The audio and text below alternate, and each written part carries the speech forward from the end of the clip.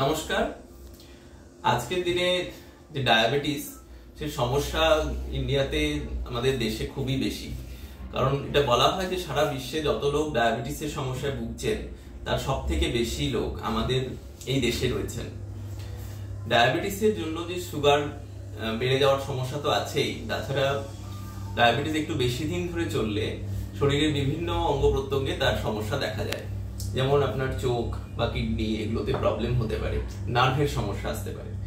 সেজন্য বলা হয় যে আপনারা ডায়াবেটিস যখন আপনাদের আক্রান্ত হচ্ছেন, বেশিরভাগ ক্ষেত্রে যে টাইপ 2 ডায়াবেটিস আমরা পাই, যেটা সাধারণত 40 বছরের ওপরে দেখা যায়, তাদের যদি কোনো কারণে দৃষ্টিশক্তি ক্ষীণ হয়ে যায় তাহলে একটা ঘটনা ঘটে যে হচ্ছে বয়সজনিত কারণে চোখে যে ছানি পড়ে সেটার জন্য তো দৃষ্টি কমেই, কিন্তু ডায়াবেটিসের জন্য চোখে কিছু সমস্যা দেখা যেতে পারে।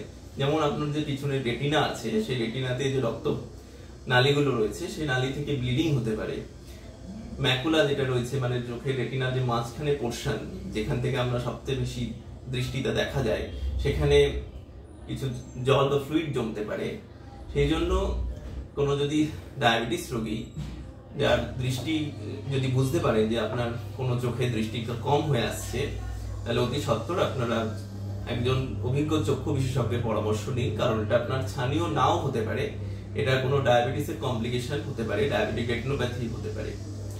এগুলোকে প্রতিরোধ করার উপায় হচ্ছে আপনাকে রক্ত সুগারের মাত্রা নিয়ন্ত্রণে রাখতে হবে, ব্লাড সুগারটা কন্ট্রোল করতে হবে, এবং নিয়মিত এবং পরিমিত খাবার আর ব্যায়াম এবং এক্সারসাইজ করতে হবে। এগুলো করলে আপনি যত রক্ত শর্করার মাত্রা বা ব্লাড গ্লুকোজ আপনার যত কন্ট্রোলে থাকবে, তত তার শরীরের অন্যান্য যে কমপ্লিকেশন গুলো চোখের বা কিডনির বা নার্ভের, এগুলো আপনি অনেক প্রতিরোধ করতে পারবেন। ধন্যবাদ।